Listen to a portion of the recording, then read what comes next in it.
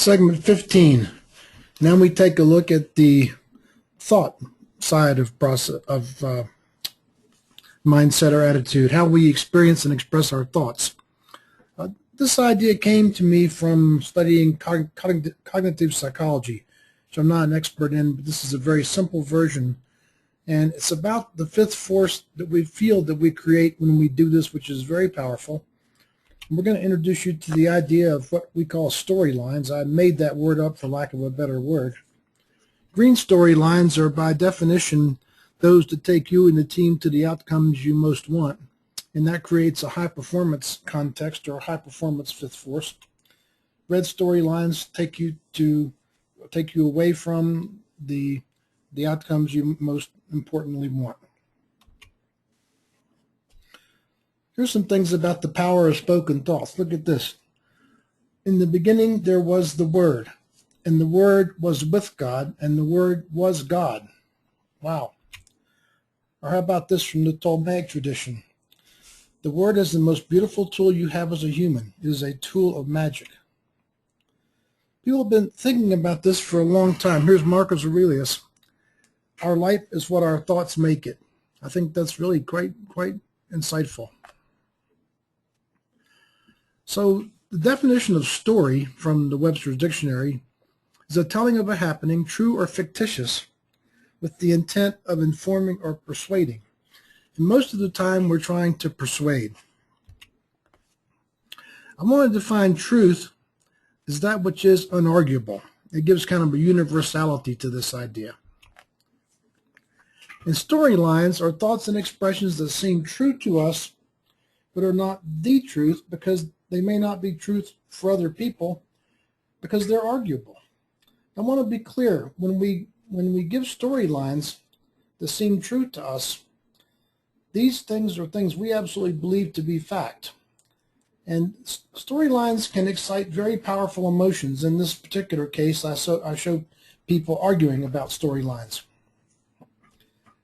In terms of what's the real truth or the unarguable truth, the simplest version is the truth of our experience.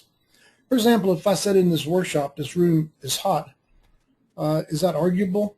I'm sure it is. Someone else believe the room is cool. But if I say, I feel hot in this room, is that arguable?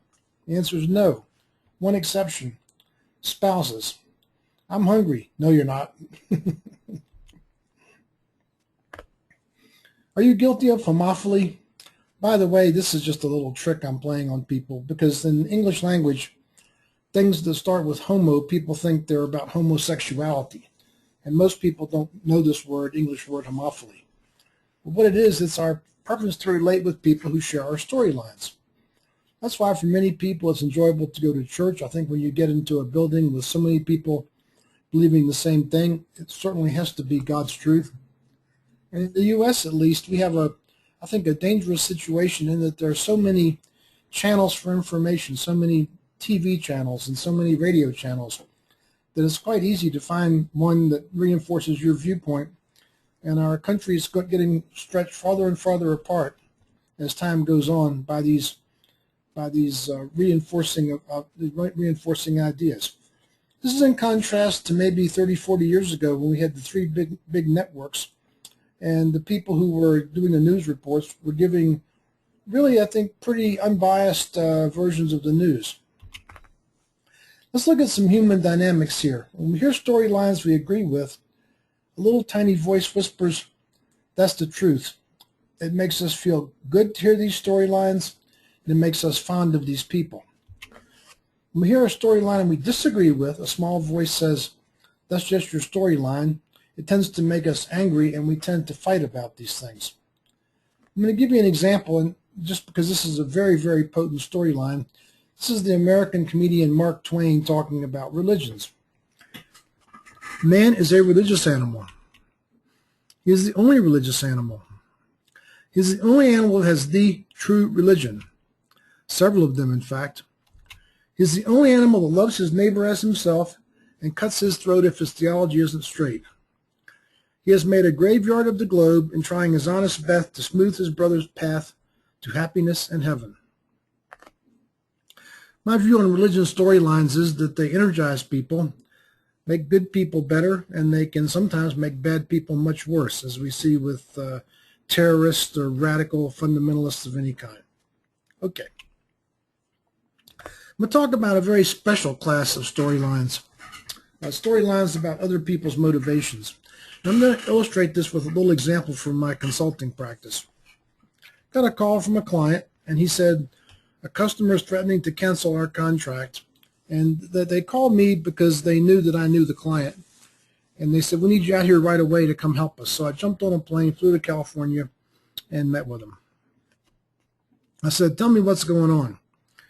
And Bruce said, our competitor got to them again. Every time we win a contract, the competitor comes along later and finds some reason to take it away from us somehow.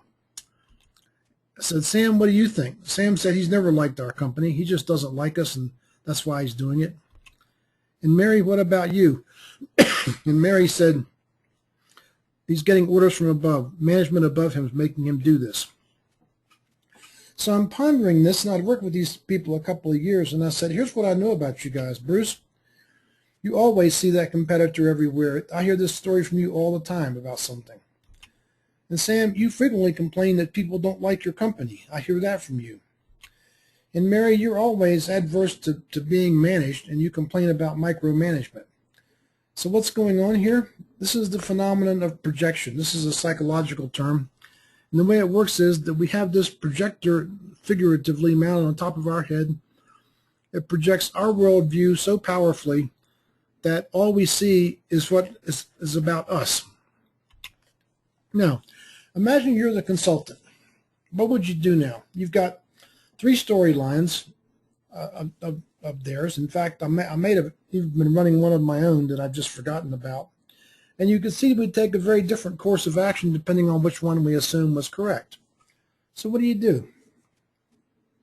It's actually really simple. Did anybody ask him? And Sam said, I asked him. And I said, what did he say? He said, well, he wanted the flexibility to accommodate budget cuts that he thought were coming. And I said, well, I know the guy, and that's quite credible to me.